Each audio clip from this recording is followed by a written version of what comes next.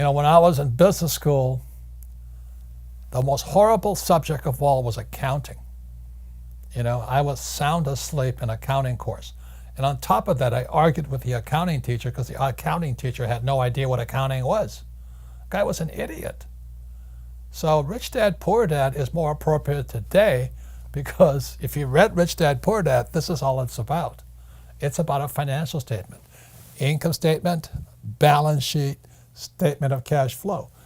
How could it not be relevant when 99% of all people graduating from school don't even know what a financial statement is? And if they do, they probably had the same accounting teacher I had, Mr. Boring, who wasn't really an accountant. He had a master's in accountancy, but he had never been an accountant. So that's why I created the cash flow board game, because accounting is the most important subject for individuals, because this is what your banker wants to see. Your banker wants to see your financial statement. This is your report card when you leave school. If you have good financial statement, bankers will give you all the money you want. See, bankers have never asked me for my grades or my college I went through. I want to say this. You have this, they'll give you all the money you want. Point out really, really quickly the differences between what they're teaching in school and what we at Rich Dad teach. So this is the very big difference. Like I said, most school teachers are like my poor dad. And this was Rich Dad, Poor Dad. What you're seeing here is a financial statement. Mm-hmm. You know, Rich Dad, Poor Dad is a book on accounting, the most boring subject on planet Earth. But book number 2 of Rich Dad was this one here.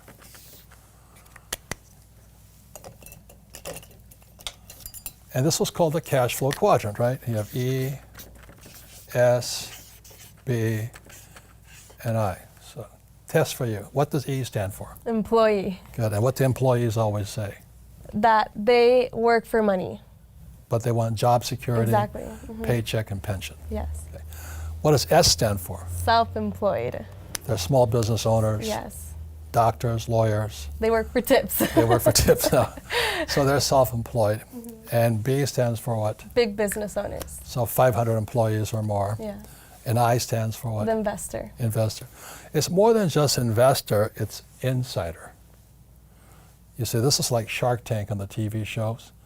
These guys here have done this and they've done this. So this was my poor dad, this side. This was Rich Dad here. So the difference, that's what schools are not teaching you, is what's the difference between these people and these people. That's the big difference. And that shows up, so when I was about your age, I had to make a decision. I was a pilot. You know, most of my friends went to fly for the airlines, but I'd be here. Or I could be, I could be in Alaska flying fishermen around the place, a pilot with a small plane and, flying around the place. Or I could own an airlines, or I could invest in airlines. And that's the difference in the mindsets and skill sets. You don't just make crossings. The education is extremely different on this side than on this side here. I know most millennials, they want a high-paying job. They want to be able to pay the rent, and eat, and all this stuff. And then you dream of the big house, a nice car, and all that. But that's why 99% of Americans are broke, because their heads are on the wrong spot. So when I asked Kim if she would take an accounting course, it was just 2 days. I wanted to see if her head could get into the asset column. That was the difference, wasn't it? Yeah, and actually, it didn't happen right at that moment, but You fell in love with me? Of course I did. Of course I did. But this started the journey on investing. This started the journey on assets. Mm-hmm. But I do remember the moment down the road where, just like everybody else, I was focused on the income column, mm-hmm. get a job, get the pay raises. If you're an hourly wage, work more hours, yeah. or raise your hourly wage. So I was always focused here. And then finally, this is after we'd actually bought some investment properties, the light finally went on, and I'm like, instead of focusing on acquiring income, mm-hmm. what if we focus on just acquiring assets, mm-hmm. that the assets go into the income column? Like this. Mm-hmm. So that was a huge shift Shift. in my mindset. And once that shift happened for me, I don't think about the income column anymore. I just think about the asset Yeah, column. and that's our game called cash flow. Yeah. And so when Kim and I met, we had nothing. It took us 10 years to go from nothing to financially free. Wow. So she was 37, I was 47. But that's the power of focusing on The asset column. assets versus liability. Most people are so busy working for money, so busy trying to pay their bills, and so busy buying liabilities they think are assets. So my first gift to Kim was the counting game to get her head in here, and today we're financially free. You know, that's the whole thing. So everybody can do it. It's a matter of putting your head into the right column. And then for me, it was in '73, I took my first real estate investment course here. I'm free. Yeah. You know, I lost money, made money back, but I never got out of the asset We're column. we're still practicing here every single day. I'm working on a new project right now in the asset column. It's going to put a lot of cash flow into the income column because, again, we're focusing on the asset column, not the income column. There's three kinds of money today that you guys got to be aware of.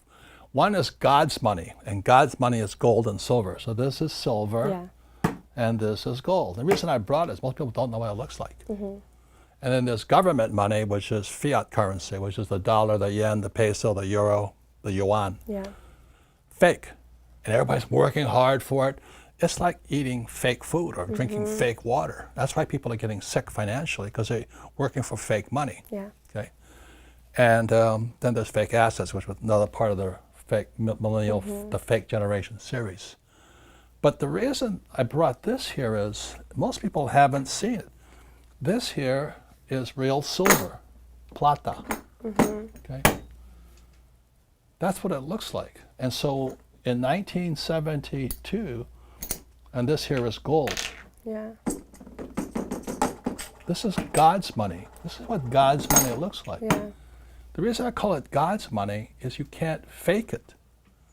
You know, you can fake it with a fake ETF, like a gold ETF or a silver, which I don't touch because it smells as bad as the guys that printed that crap. You know what I mean? Jesus. But this is real money. So you look at this here. When I first started buying that, that was $1.40. Yeah. Today, that's $16. And this here is oro, gold. And the reason we brought it in is most people haven't seen or touched. This is real. This is God's money. Yeah. Why did I say it's God's money? Because it was here when the earth was created. Yeah. And it'll be here when we're all dead and gone. When you're saving those fake dollars, this will still be here. Yeah. Or those fake ETFs or those fake stocks. So this here is called the grain box. There's 500 of these little tubes like this, Wow. 500 coins in here. And this is one, which is worth more. Which one's worth more? The gold. Yeah, this is worth more than all that. Now the reason I say this is because for your generation, this could be the biggest opportunity you'll ever see. I'm not making any commissions on this stuff. Yeah, of course. But if you look at what happened with the fake central bank, see the purpose of the central bank or the Fed or all, you know, the Japanese, the Bank of Japan or the European Central Bank, they pump out fake money. The purpose of central banks like the Fed is to protect the banks, not you. They're a criminal operation as far as I'm concerned. You're going to find that most of my talks is about the Fed. So I would recommend you guys buy this stuff. Yeah. Don't save money. Don't save government money, because they're corrupt as hell, as you know. Yeah. Save God's money. In school, they compensate for risk by telling you to memorize the right answer. So in other words, these kids leave, young people like you, leave school thinking, oh, if I know the right answers, then there's no risk. And it drives old guys like me crazy. Because everybody's talking about millennials. What's wrong with them? You know, millennials are the most highly, in many ways, the most highly educated generation in history. They have the cell phone. They didn't get educated in school. They got educated on social media, on the cell Yeah. phones. They know all the answers, but they're afraid of doing anything. Yeah. You know, the biggest complaint about my generation is millennials know all the answers, but they can't do anything. And the reason they can't do anything is because you might hurt somebody's feelings, you might make a mistake, you know, and that just keeps you guys just trapped in this little box here. Yeah. So that's one of the reasons I think millennial money is such an important point here, because if you're going to come into my world, old guy's world, or the information age, you've really got to understand what is risky and what is not risky. And in my world, if you play it safe, that makes you stupid. Because if you don't take risks, you don't get smarter. Yeah. You know, so you may know the answer, but you can't do anything. Yeah. And one of the best things I had is I went to military school, then I went to flight school. I had such great teachers, you know. All of them could fly. You know, so my flight instructor could fly. What a novel idea. You know, a flight instructor can fly. But when I was in high school, most of my teachers were terrified. They're all cowards, you know, job security. Don't make mistakes. Just memorize the right answer and you'll be safe. And that's why most school teachers aren't rich. Yeah. And they teach that to your generation Yeah. today. And most of them are teaching us things that they don't do on a daily basis. Like we have entrepreneurship classes, Oh! and they're Don't get not me started. entrepreneurs, you know? So it's kind of frightening when you think we're relying on the school system. Oh, And the fact that they're teaching us, so the way to get through college, right, is practicing all the right answers, taking the exam, putting in all the right answers. Yeah. When in real life, that's the last thing that'll ever happen, right? no. Like, you talk about fake, you know, this is my book, Fake here. Fake money, fake teachers, fake assets. The reason it's fake money, fake teachers, and fake assets is because it all has to be fake. You have to have fake teachers to understand fake money. Then you have to have fake assets to buy those stocks, bonds, and mutual funds, fake assets. But without fake teachers, fake money, you can't do it. So that's why I love working with on these programs here. Because if you're going to be successful, you've got to take some risk. Most of the young people your age today, you know, a lot of them want to become entrepreneurs. The problem with this, you have to understand tax. You see, this is all over the world, very little difference. These guys pay 40% of their money in taxes. So they make $1,000, they're going to spend $400 in taxes. These guys that make $1,000, they're going to pay 60% in tax. So our schools are teaching entrepreneurship, but they're not teaching them tax, okay? And because they're focusing on income. Over here, it's 20% in tax. So they make $1,000, only $200 goes to tax, and these guys, 0%. So the reason financial education isn't working in our school systems is they're teaching financial education for these people and these people, but to really become rich, you have to focus on this side here. And that's the difference between Rich Dad and the financial and what they're teaching in school right now. I'd rather be on this side. This side is a lot harder, but in the long run, it's more fun for me. On this side here, it's harder, but you're paying tax constantly. So these guys here are saying tax to rich. Well, these guys don't pay taxes. And as strange as that may seem, and I'm talking about legal, this is all over the world. So that's the big difference here. One last thing, which I think most millennials understand, is, you know, in Rich Dad, Poor Dad, I wrote about Ray Kroc, founder of McDonald's. And he was teaching at the University of Texas, the MBA program. And Ray asked, and most of the MBAs are going to come out here. So Ray Kroc asked him, he says, what business is McDonald's in? And everybody yelled and said, no, we know you're in hamburgers. And Ray says, no, we're not, I'm not in, McDonald's is not hamburgers. McDonald's is in the business of real estate over here. So what you have McDonald's here, and the money McDonald's makes buys the real estate. And that is my formula. This is Rich Dad, I own real estate. I don't hang out here. I'm glad you guys are here, right? And we do our best to make sure you're educated and you have your own businesses and things like this here. But really the formula I follow personally is McDonald's. We have education company that buys real estate, which means we make a lot of money, pay zero taxes, legally. What does school teach you about money? Nothing. You know, balancing a checkbook, I mean, give me a break.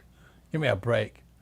So the other part of when you look at this financial statement up here, that's what your banker wants to see. Your banker doesn't care about your grades. Banker doesn't care what school you went to. I meet so many people say, oh, my banker won't give me any money. This is well, because you don't have one of these. And when you look at most of the politicians today, they don't have one of these either. The U.S. government doesn't have one of these anymore. They stopped doing this because of the U.S. government, the budget is so out of balance, they can't do anything. So that's why, you know, 22 years ago, in 1996, I created the cash flow board game. The purpose of this, so people could teach people what our school systems will never teach you. Never. Because they don't know it. Because evidence is now coming out that the school system was hijacked by the ultra-rich years and years ago to never teach people what I know, what my rich dad taught me. So that's why most of our political leaders are broke. They're poor people. You know, who makes the most? The politicians, they get paychecks for life, they get benefits for life, and they get all this stuff, but they're doing a horrible job. So you're going to depend upon the government to take care of you. That's crazy. You know, a lot of people don't like Trump. You know, I understand why. But he really understands this stuff. I know, because he's my friend. We wrote 2 books together. This is how the rich think. Even if you hate Trump, and Trump doesn't pay taxes. That's why he doesn't want to show you his tax returns. I mean, you got to be crazy.